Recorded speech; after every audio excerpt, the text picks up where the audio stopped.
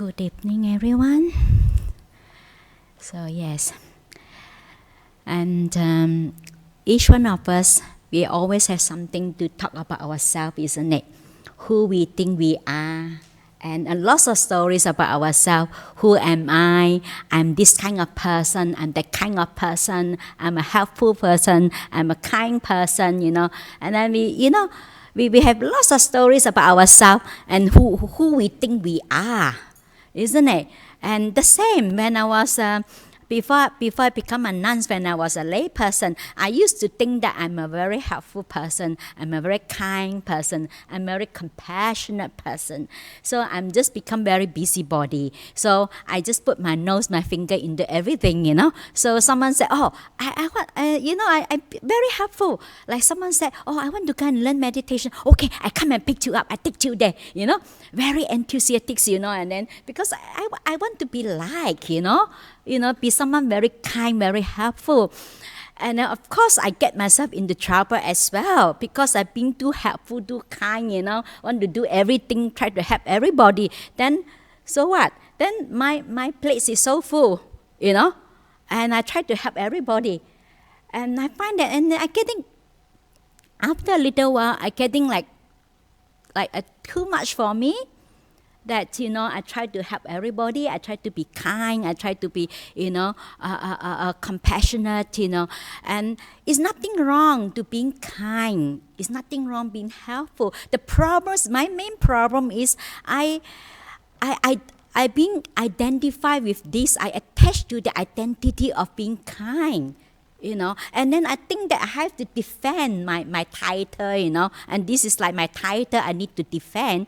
So then and after a while I find it very difficult, and I quite stressed out because it's too much for me. Because when I promise someone to do it, I have to do it, isn't it? And then it becomes like I find it very difficult to say no.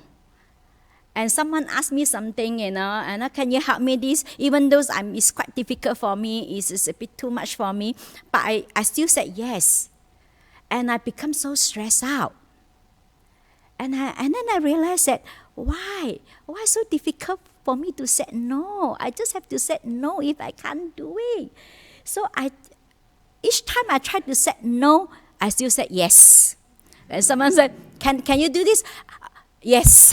And I find it very, very difficult because of this is how, the sense of self, and I because at the same time I can see where is it coming from? Because I haven't, because the reason why I can't say no, because of I haven't come to a place of accepting who I am. Like, come on, you're not really as kind, as helpful, as compassionate that you thought, it's fine, But I find that it's very difficult to accept. Even I can see that, my motive, to do all this, I mean, it's a kind thing to do, but the attachment is there. And I want to please others. I want to be like, I can see that. And I can see that is that the intention behind that, Even I can see that. I find it very difficult to accept that. And it takes me a while. And so difficult. Each time I still say yes. To a point that I really have to tell myself, okay, come on, just accept it.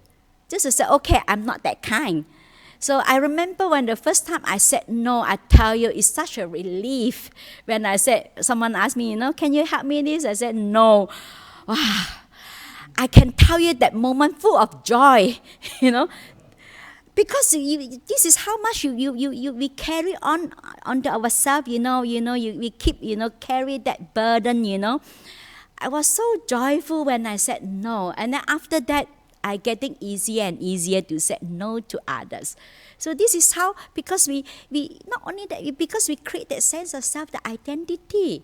It's not, it's okay to being to being kind, to being helpful. It's not that it's wrong. But the problem is I attach to that and I create this identity and I label myself. And then I think that I have to live up to that expectation. And then not only that, and then I started to put this onto others.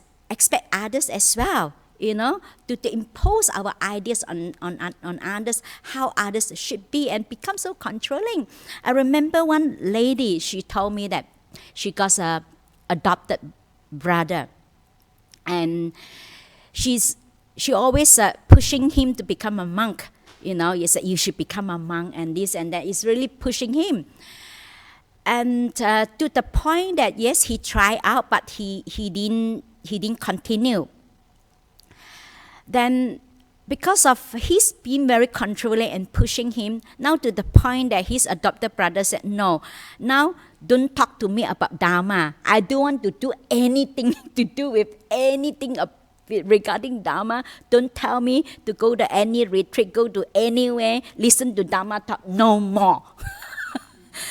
And I said to her, but I really don't want to make her feel bad, So I just said, I hope that you learn, Sometimes you don't impose your ideas, what you think best for others, I said the person is not ready, you push him, it's counterproductive. And then you rip off the person opportunities to learn the Dhamma, isn't it? And the person ended up like so scared.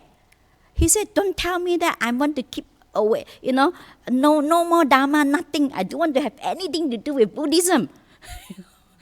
It's just like, and I told her that I hope that, you can see and you learn from that, not to impose your ideas onto others. And I remember about 3 months ago when I was in Malaysia, I was giving a talk, and it's just like usual that we have Q&A, session. And someone asked me a question. They said that, they worry about the children because the children want to become a Christian. And because he is a Buddhist. And I look at him. I said, what's wrong with that if your son wants to become a Christian? I said, it's nothing wrong with that. I said, if you want to become a Christian, fine. You don't have to say that, I only love you if you're a Buddhist. If you're a Christian, I don't love you. I said, you accept him as he is. You love him as he is, I said, it's fine. Why you want to impose your idea onto this person? That you should become a Buddhist, you shouldn't become a Christian. I said, nothing wrong with being a Christian. When I was young, I never want to become a Buddhist nun at all. I don't like to become a Buddhist nun. I don't even have a good impression of Buddhist nun. But now I become a Buddhist nun, And I said sometimes you have to allow the person to really, when it's ready, it's natural. You cannot force. Sometimes what you think is good for that person might not think that is good for them. So if we really love someone, we accept the person as they are. It's okay. I said your children whether want to become a Muslim, a Christian, or whatever is fine. You let them be. You don't have to say that you got to become a Buddhist. So and then also because of that our ideas, it create lots of suffering, for ourselves and for others, and also that like this lady, then I told her that, I hope that you really learn, So it's okay we make mistake, because she come from a good place. Her intention was good. But sometimes, like the Buddha said, compassion and kindness without wisdom can be very destructive. It's just like the Buddha said, sometimes we think that we want to help someone. Before you pull someone out, you got pulled in. Sometimes you're not really helping that person, isn't it? Sometimes you really make things even worse, And let's actually talk about this, It just remind me of. There's a story about a man. He was reborn. After he passed away, he was reborn in the heaven. So he went to judgment, and then they told him that to be honest with you. So we have looked over your whole life. You haven't done anything particular good or particular bad, And we really don't know what to do with you, you know. So can you really tell me that, something that you have done that particular, wonderful, or, something that is, impressive? Then he said, yeah. Oh, once when I was once I was driving, he said, back to my home, and I came across a man. He was harassed by a group of gangsters.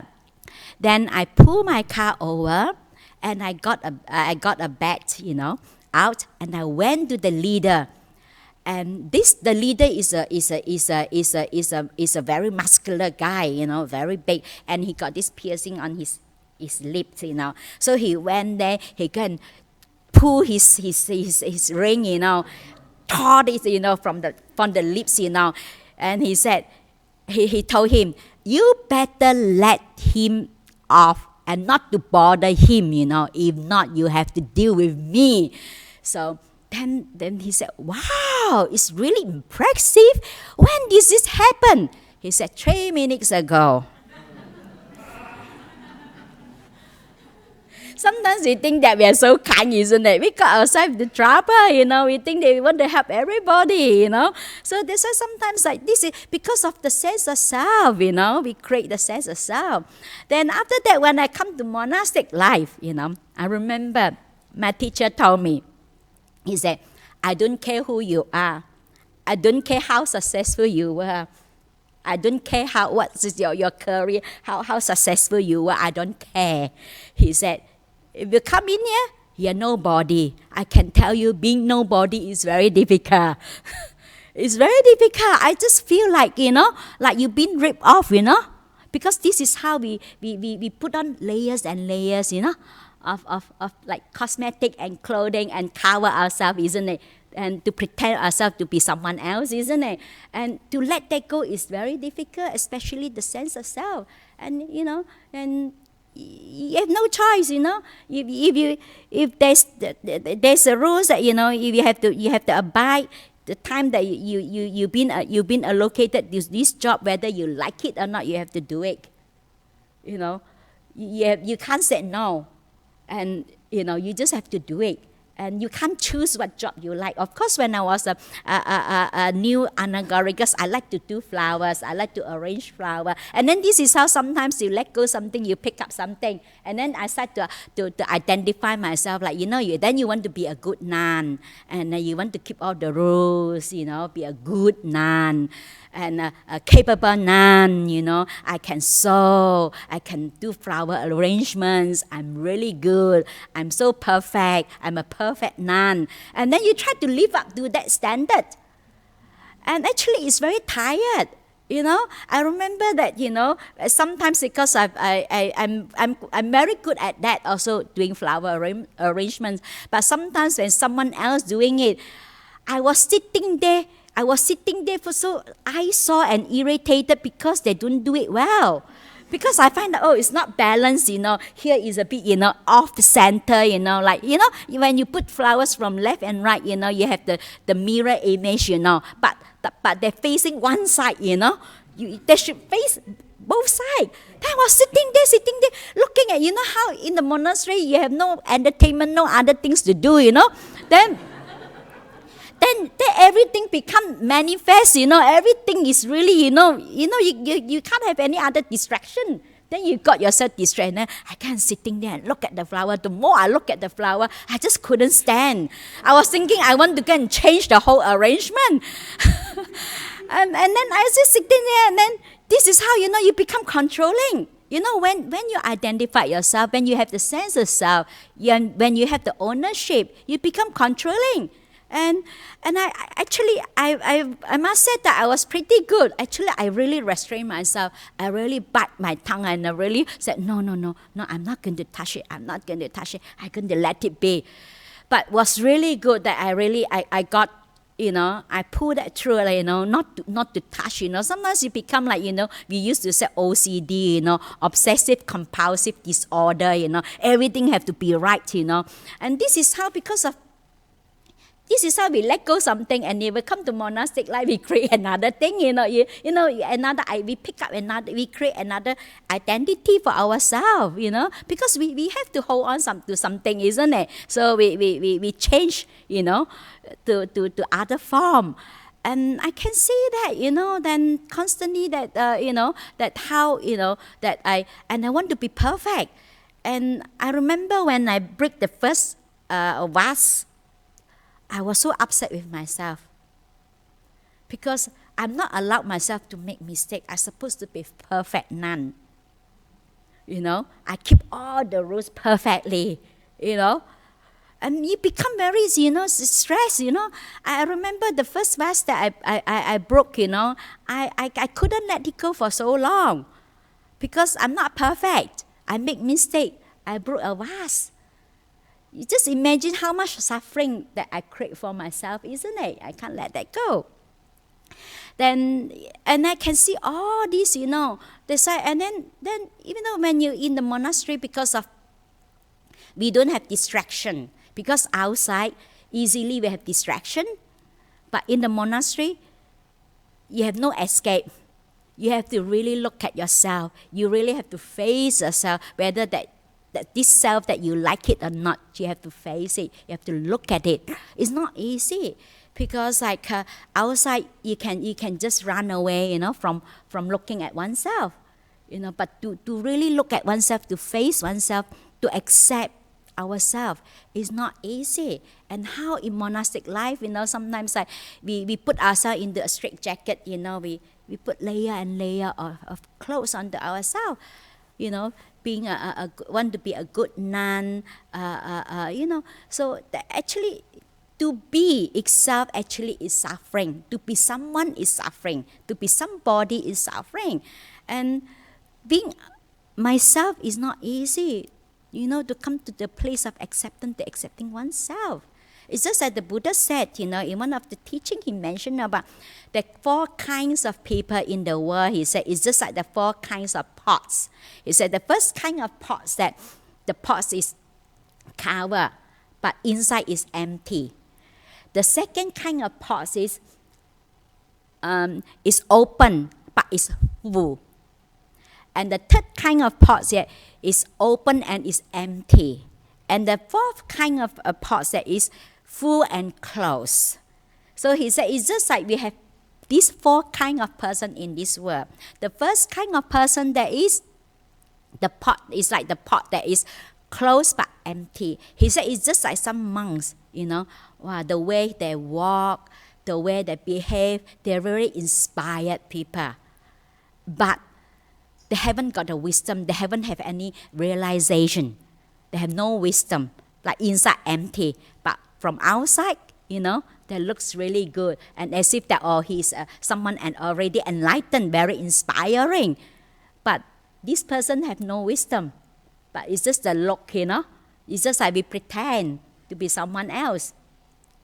And then the second type is someone who is open but is full. If someone maybe, you look at the person, maybe the person, the way they behave is not that inspiring, and maybe we think that this person is just a very ordinary, but this person is a very wise person. And this person the Buddha said have a realization, even though, he doesn't, from the appearance, he doesn't look impressive or inspiring, but he is someone that have wisdom, someone that have realization, someone that's, have enlightenment, that they attain enlightenment. Maybe that's why we can never judge someone. It's just like we cannot judge a book, isn't it, by the cover. So he might not be looks inspiring, but he's someone that is really well practiced. And the third one is the pot that is open and is empty. There's someone that, so what you see and what you get, that is, that person just, not inspiring, and the person also is not someone that is with wisdom. And it's just like what you see and what you get. And the fourth one is someone is, the appearance look inspiring, the way they behave, the conduct, and they themselves is someone that's with wisdom, with a lot of knowledge and someone that with well practice. So that's why you can see these four kind of people. Even the third one is also okay, isn't it? At least they're not pretentious, isn't it? You see what you get. At least they're not pretend to be otherwise, But the first one, you pretend to be someone else. Actually, it's very tiring. Just imagine you just acting all the time. It cannot sustain. How long you can sustain? You can't. I remember when I was in Singapore, there was a couple. And I was thinking that that night I bit free, because in Singapore, sometimes you have to give 3 talks in one day, morning 1 talks, afternoon and night. They really squeeze you every single drops, And that night I was a bit free. I have no evening talks that night, Then I was thinking I was free, and then here come the person who looked after me. He said, "Oh, my nephew have, problems, if a marriage problem. Can I come to see you? Can he come to see you?" So I said, "Okay, well." So he came. He talked to me from 7 o'clock to 11. And he's talked because of this, and then after that, the next day the wife came, After talk to the husband, talk to the wife, and then the husband told me about the problem is that because of actually all the time, the wife is the one who chasing after him, like really, try to please him, do whatever, and then he not quite interested, but because of the family, the family background. And then they think that their two is really competitive. So they say, "Oh yeah, very compatible." They said, two of you are very compatible. And the mother keep pushing him to marry this guy, his wife, But actually he's not quite interested. He really don't really like her.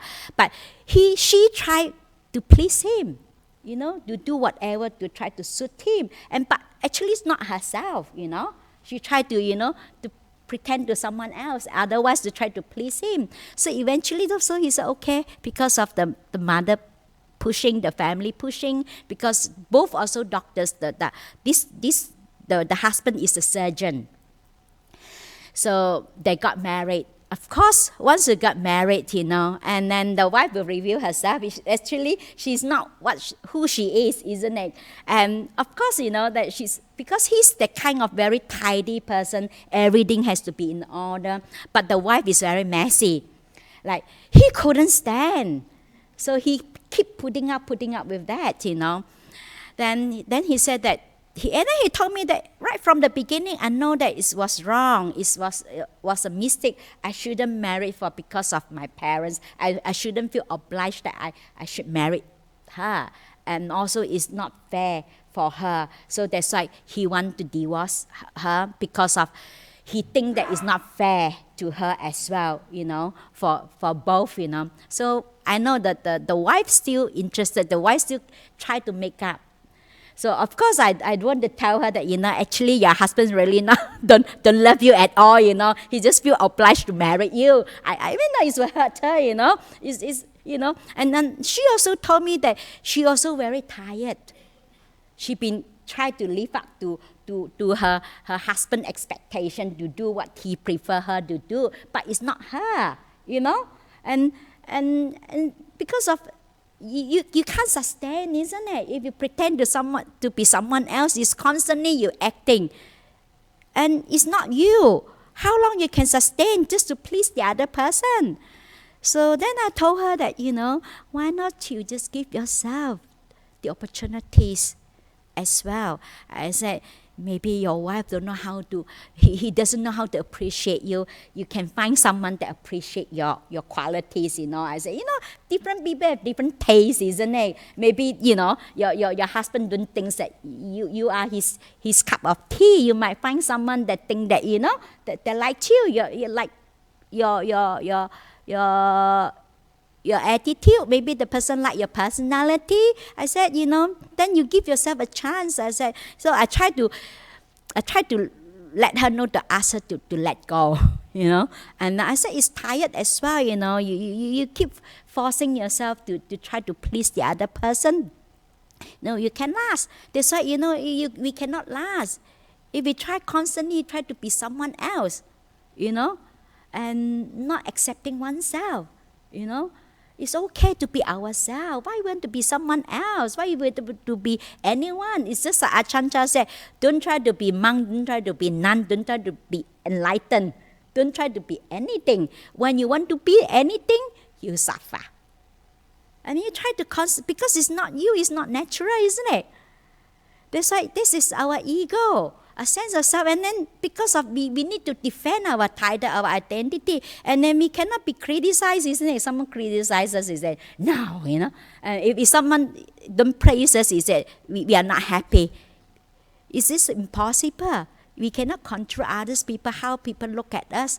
Whether people, we cannot control others not to criticize us. So, and this also related to the pot. There was a story. That was a lady. She's a photographer. So she liked to take all sorts of pictures, and she went to visit her friend, and she was invited to a dinner with a friend, and she showed her friends all the photos that she has took, Then she has taken, and then she showed all the photos, and then the friends look at the photo. Wow, you have a very good camera. She was so upset. What? It's not my skill, it's my camera. And then she was sitting there, with, eating, the dinner, eating there. Inside she was filming. She couldn't let that go. She said, it's my skill, it's not my camera, it's good. And she couldn't let that go. And the whole night, her mind go on and on and on and on, thinking about that, because of the friend didn't praise her that her skill is good. It's because she just have a good camera. That's why the picture looks good. So after they finish the dinner, they have to say goodbye. Then he said, oh, it's very nice that you invite me for dinner. And it was very delicious, all your food. You must have a very good pot.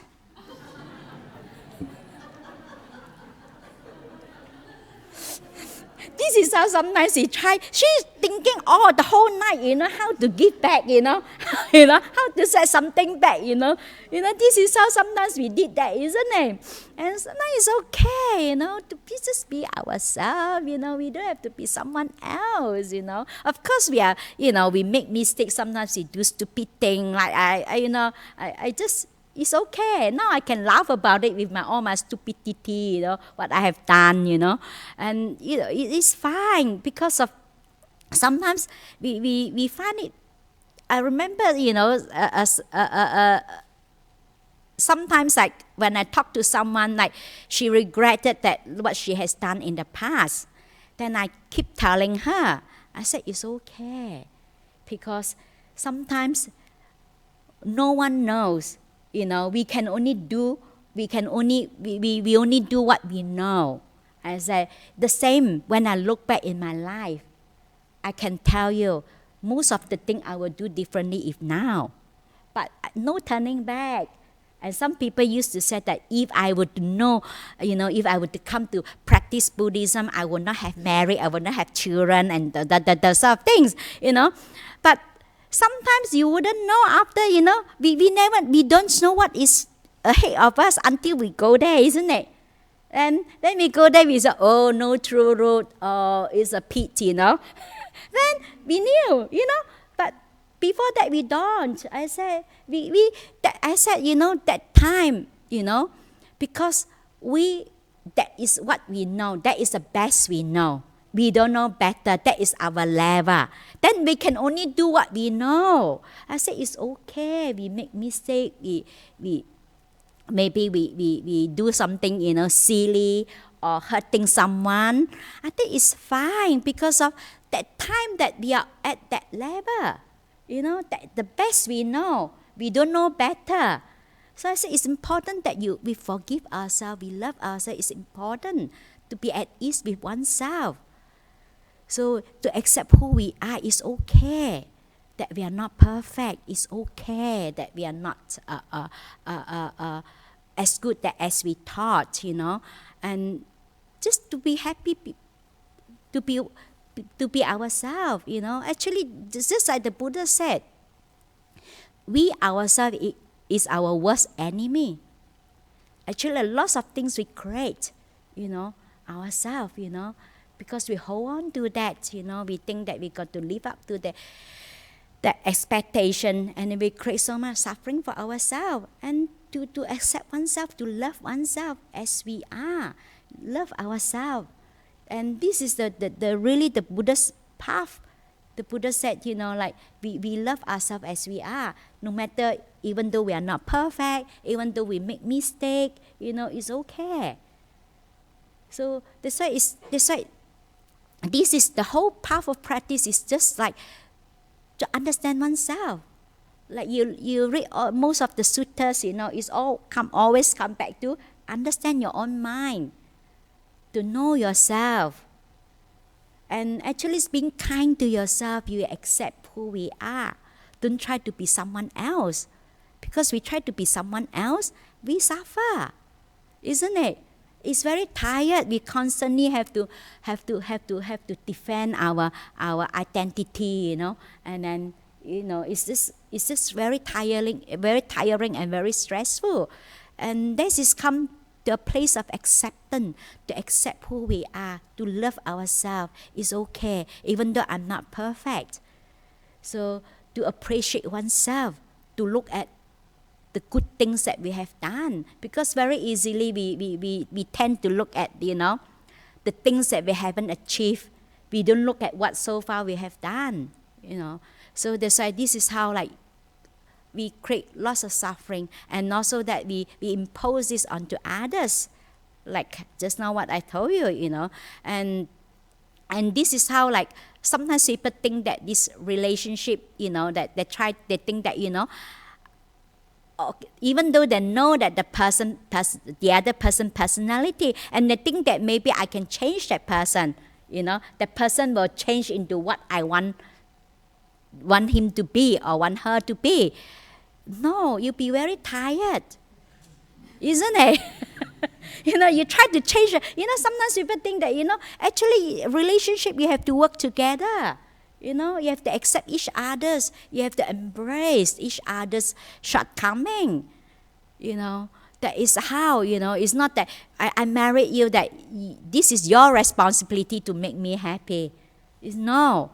It's both have to work together. And it reminds me of someone told me that there was a man, he took his friend back for dinner, and he didn't inform his wife. He just brought his friend back, Then the wife was still not ready. He's still in his pajamas and not ready, and the house very messy, not tidy up, and he's also haven't have makeup on, didn't dress up properly, and certainly the husband turns up with a friend, and she was very upset with the husband. He said, "Why you bring someone back for dinner and you didn't let me know earlier, so that I get ready, I get changed, I got makeup, and I will tidy up the room. But now I'm in a mess, and then why you want to bring someone here for dinner?"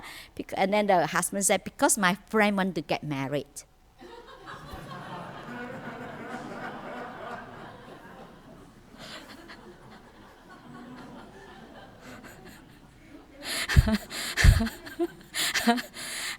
This is how sometimes how we always, and you're always the best side, to present to the others, isn't it? Then when you get married, and then the real you, reveal yourself. That's why sometimes it's good to be yourself. It's okay. If that person accept me as I am, it's fine, isn't it? If they know that I'm messy, they still want to marry me, fine, isn't it? And then if the person is okay, accept the way you are, then it's fine, But if we constantly, try to pretend to be someone else and keep always acting, it's very tired, it's very stressful. This is what we do in life, isn't it? And we become very stressful. Just okay, just to be ourselves. It's okay to be ourselves. Even though we're sometimes a bit messy, sometimes even though we're a bit, untidy, it's fine. I still love myself. It's okay to be oneself. And then you become more at ease and at peace with life. Then it's, then we don't create more suffering for ourselves. And it's being kind to ourselves. If we can accept ourselves, we can accept others. Isn't it? We can embrace our own mistake. It's okay to make mistake. And we all done stupid thing in the past. I have done a lot of stupid thing, silly thing in my past. But I don't hold on to that, because it's already past.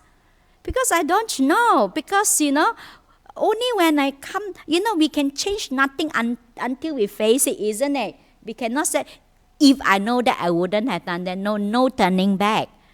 But we just, letting be, it's already past, it's fine. It is a process. This is how we develop our wisdom.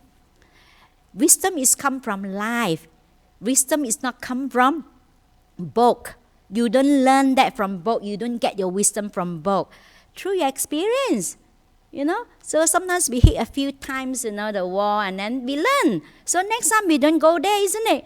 And then we learn. And each time we make mistake, and then we learn. Next time that this is going to lead us to suffering. We don't go there.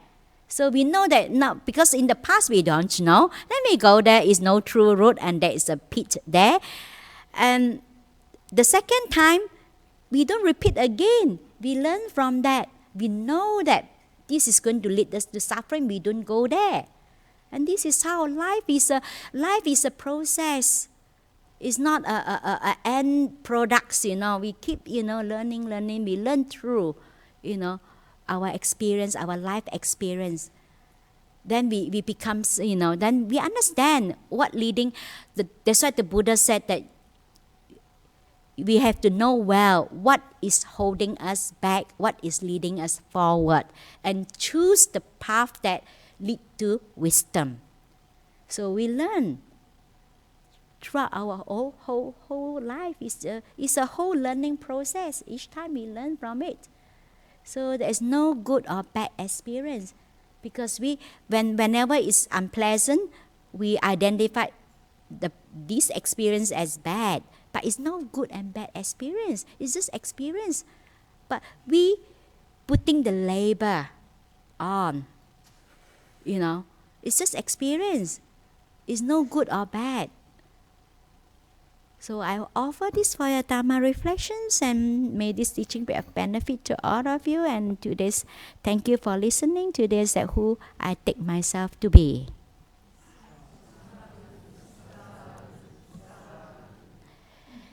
So any questions or comments? Yes. Can you take the speaker? Okay.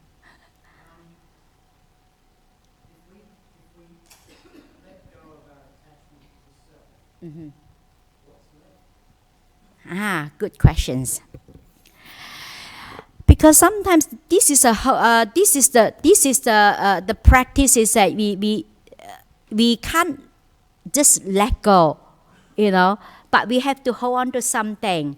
So that's why the first thing, the whole path of practice, first of all, you let go of the unwholesome qualities that lead us to suffering. And then, because there is a causal level of this is a causal happiness, so we have a more refined happiness.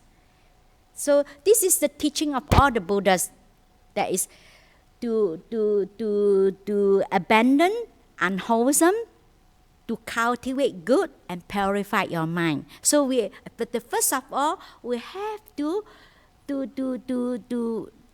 abandon, to let go of that unwholesome qualities that leads us to suffering. Then we still have to hold on to something, because we are not there yet. It's just like we have to cross to the other side of the shore, and then we are using a raft, So that's why we hold on to the happiness, good, we do good, we wholesome qualities, we're good, we're doing good, practice meditation, So we still hold on to this happiness. But eventually, we have to go beyond good or bad. But before we go beyond, we still have to hold on to something that is wholesome, good. So eventually, this is a gradual training. Then you practice.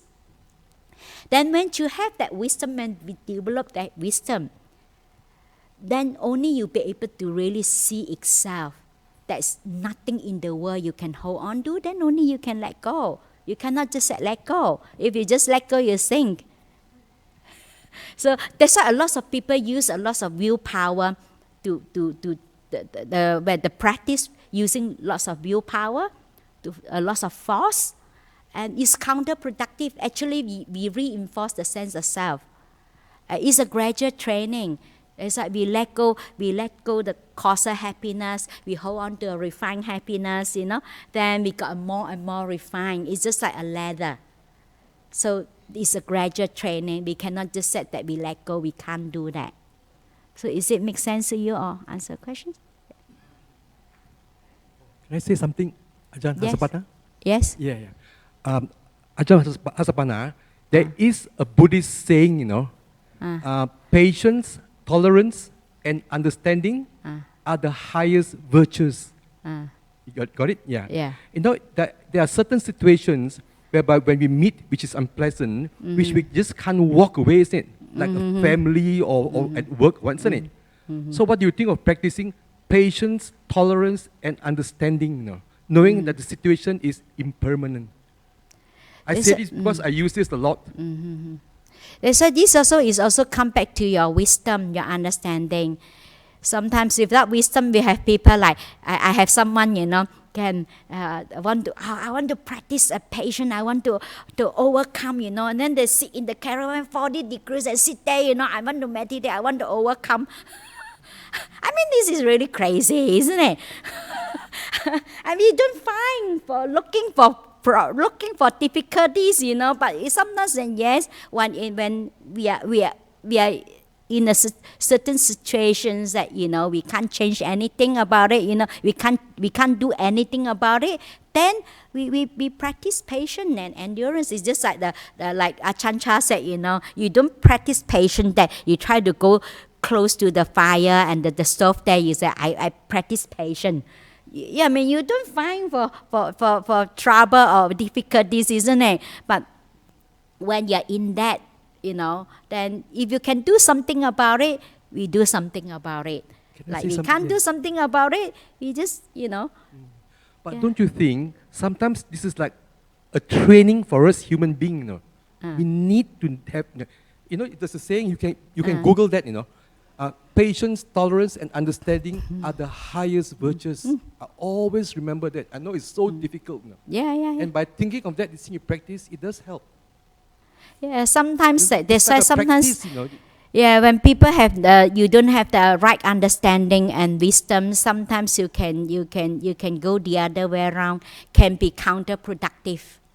And sometimes people use a lot of willpower, and they think that the ego, they think that they're going to beat beat themselves down, to beat, I want to overcome this, I bear with the pain, That's why it's very important that it's always come back to your the wisdom that you ability, you're using your wisdom power. It's not using your willpower. You try to overcome things with willpower, you get to nowhere. If we can use willpower, I can tell you, the one with most willpower will get enlightened. We all will get enlightened long ago, isn't it? Not willpower. You can't use willpower. Like a training in life. I think we have to, sometimes certain situation, we have to endure a bit too, don't you think? Yeah. Sorry. Yeah. That's why. But I'm trying to say that it's not that we don't endure.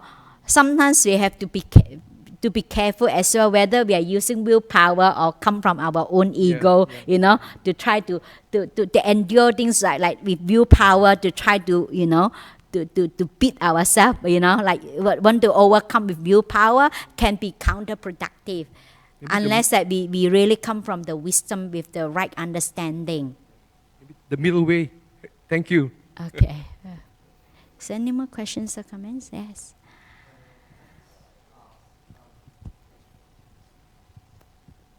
you mentioned that for us to practice, we should just observe ourselves and not try to control the circumstances around us.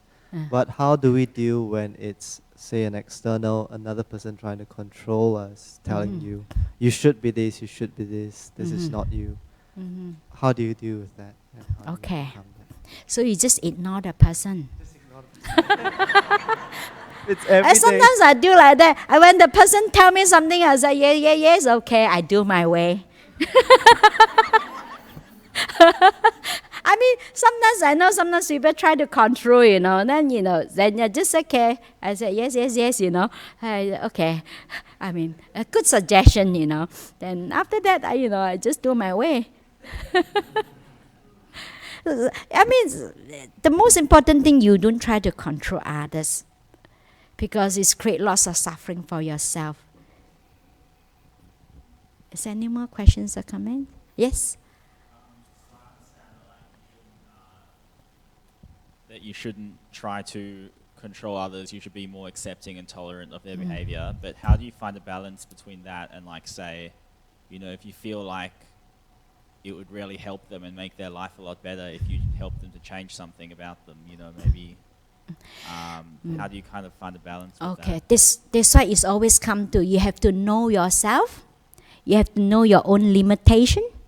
Because sometimes, like, for example, where people come to me said that, like, sometimes they have friends that, they always come and tell them the problems. And sometimes some people, like this person said to me that, like, sometimes it's a bit overwhelming for her, like it's too much for her. And on one hand, she would like to help this person. On another hand, she find that she got sucked in. So then I told her that, that actually you also have to protect yourself.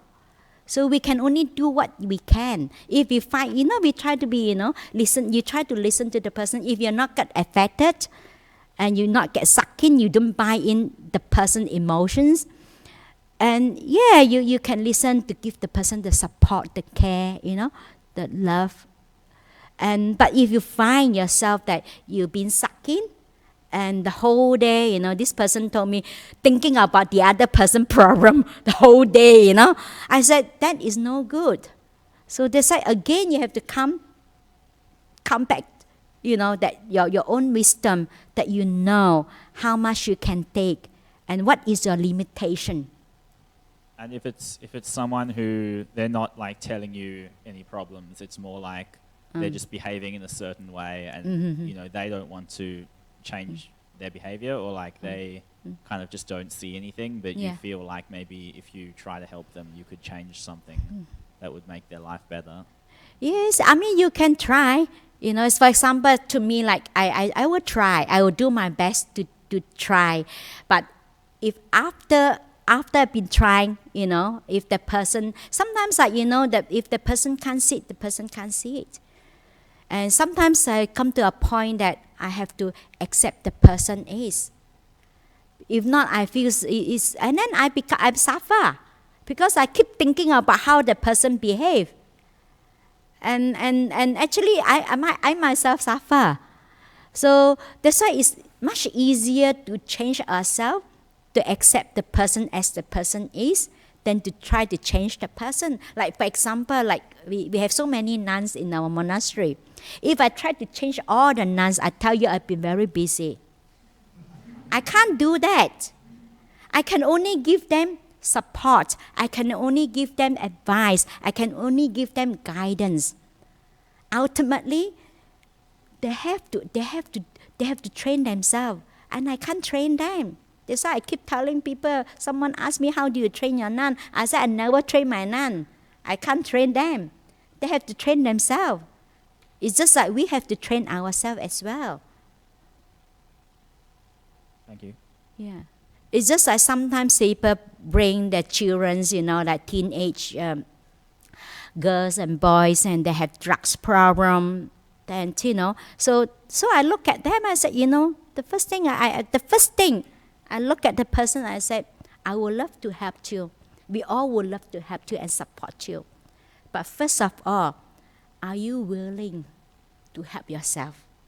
If the person not willing to help themselves, no matter what we do, it's not going to help. It's always have to come from that person. So I told her, I said, I can't help you if you're not willing to help yourself. We all would love to help you. That's why we also have to learn to let go as well. I know sometimes it's difficult. I think that I should help that person. And I find, I should help that person and And I carry that person problem with me, thinking about that all the time. And then who suffer? So then at the end, this also we have to let go. Any more questions or comments?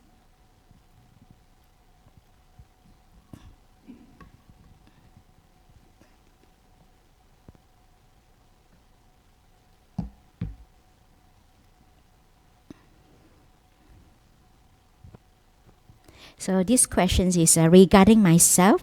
I would like to ask for some help in finding happiness, joy, and reassurance. I have recently lost 3 members of my family, including my dad. I feel overwhelmed with sadness. Okay, I have this experience. I lost my father. After 3 months, I lost my brother. And the first one I lost is my mother. So after a few years, I lost my father and I lost my brother. Especially hit me much more is my father and my brother, because within 3 months, I lost 2 members of my family and my mother. And I remember when I lost my mom, at the first 6 months, I cry whenever I think of my mom. I cry. And because I feel that I've lost this person in my life. Until one day, I just realized that, one day that, hey, actually, why I'm looking at that I have lost this person in my life.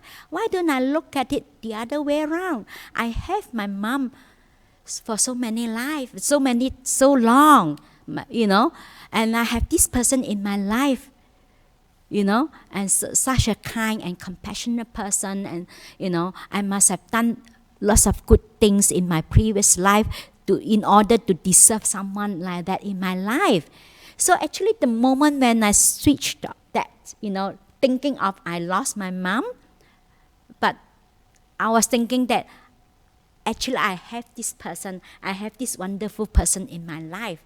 Actually since that day onwards, whenever I remember my mom, actually I have lots of joy and happiness, because I'm very grateful.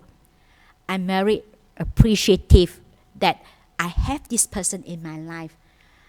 So, and now I can tell you, whenever I think of my mom, I don't feel sad anymore. And I feel really, I feel that I have this person. The same thing like my dad, I have this person in my life. So I always think of the good things,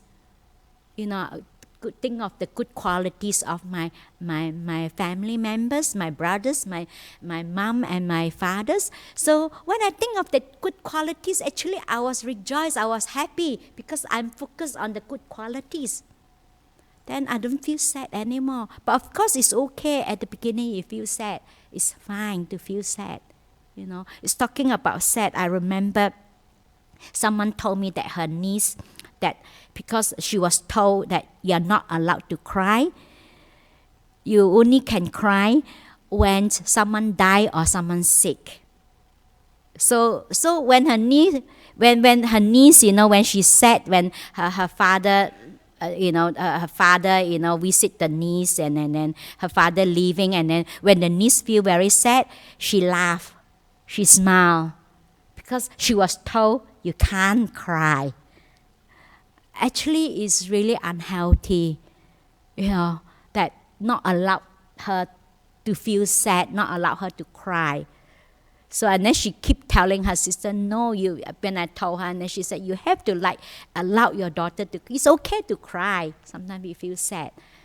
But you think of the good quality, and also remember then after that, when I lost my father, then my brother, and that really struck me really hard. And I become more appreciative of being alive. I remember I was in Thailand. The moment I got up, I said, wow, I'm still alive. I was so appreciative. That's I remind myself anytime I die, I will die anytime. So no, each day to me is a bonus. Each day that I becomes very appreciative. And a lot of things doesn't bother me anymore. If you know that you're going to die tomorrow, lots of things doesn't bother you, isn't it? So, and that, I doing a lot of this mindfulness on death. I remind myself, and every morning that I feel so happy that I'm still alive. And that actually give me lots of energy and give me lots of joy as well. But being grateful that I'm still alive, being appreciative, I'm still be able to have this body to practice. They say it's a matter of how your attitude, how you relate to things. Because I can't change the fact that these 3 members of my family passed away. That is the fact. They're already, they're not with me. But even though physically they're not with me, but they're all in my heart. So whenever I think of my mom, my dad, and my brothers, I have a lot of joy and happiness. So, and then the second question is, why do we want to hold on to something if it will lead to lack of freedom and suffering? Because we don't know, we don't see. If we see it, we will not hold on to it, isn't it? Because that's why the reason why we hold on to things, because we don't know. That's why sometimes people ask me, how to let go? I say, you can't just say, let go. I mean, sometimes even though in theory we understand that, letting go, I holding on to this, you suffer. But sometimes we don't even know what we are holding on to. Even sometimes we know that we're holding on to because of our mental habituation is so strong. Because it's like a habit. It's like an addiction. It's not easy to let it go. It's just like a drugs addict. We know that the drugs is no good, but you can't help it, isn't it? Because your mind is not strong enough. You can't help it. You get pulled in again. That's why you have to recondition our mind. So we have to go against the stream. It's not easy. So we have to channel a mental habitual pattern. Like certain mental habituation lead us to suffering. Then we have to recondition ourselves. It's just like you channel a new channel. But sometimes even the new channel is not deep enough. Sometimes we can find, for example, from our own practice, sometimes some of the things I don't do it for a long time. And sometimes I still fall back to the old pattern because of the channel is not deep enough. It's just like the water, if it's not deep enough, it still flow back to the old channel. So all we need to do is just keep deepening and deepening and deepening. So when the channel is deep enough, and the water will not flow back to the old channel. It takes time. It's not that, if we can just let go so easily, we all got enlightened, isn't it? Long ago. So, but it's not easy, but it's possible. That's why it's important that we have to develop the faith, the confidence in ourselves, that we have the potential. It's possible to develop all these qualities, even though now we don't have this quality, but we can develop. Doesn't mean that now we don't have this quality. That means the rest of our life we will not have these qualities, the wholesome qualities, the positive qualities, the positive mindset, attitude. We always can develop that. It's possible. So that is again. Faith is important. To have the confidence in oneself is important. And the third one is questions from Tan, Penang, Malaysia.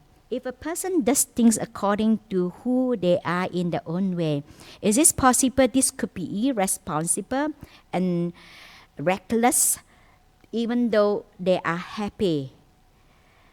But that's why it's just like the Buddha said, there is a wholesome happiness and unwholesome happiness. If the unwholesome happiness leads us to more suffering, like something that is unskillful, something that, then yeah, we got a bit of happiness, we being very greedy, we want to get what we, getting what we want, and then we try to get what we want on the expense of others. So yes, the moment you get that, you have a bit of happiness. The Buddha never denied that kind of happiness come from one thing, but this kind of happiness will lead you to more suffering. Another kind of happiness, the Buddha called this a wholesome happiness. And this kind of happiness, like for example, the happiness come from meditation.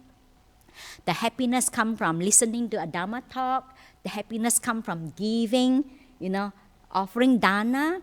And this kind of happiness that leads you to peace, leads you to calm. And that's why the Buddha said that don't afraid of the happiness that is leads you to peace and calm. So the Buddhists call this wholesome happiness. Of course, that you give you a bit of happiness, but the kind of happiness that is a cause of the gross happiness, and that leads you to more and more suffering. So when you feed our craving, and it's grow, it's just like the fire, Like all our craving is just like we are on fire, we're burning, it's all the burning, fire. And if you keep adding fuel, it's keep burning. Then only when we stop adding fuel. So that's why when we do something like we sit in meditation, something that is wholesome, that leads us to, that is a wholesome happiness, that leads us to peace and calm and stillness. And that also develop wisdom. Because with the still mind, then this is where your insight arises when our mind is still. So there is, because there is happiness, but this kind of happiness is unwholesome happiness. It's not wholesome happiness. So there's 3 questions. So any more questions or comments? No? Then we can end question. Okay. So good night, everyone.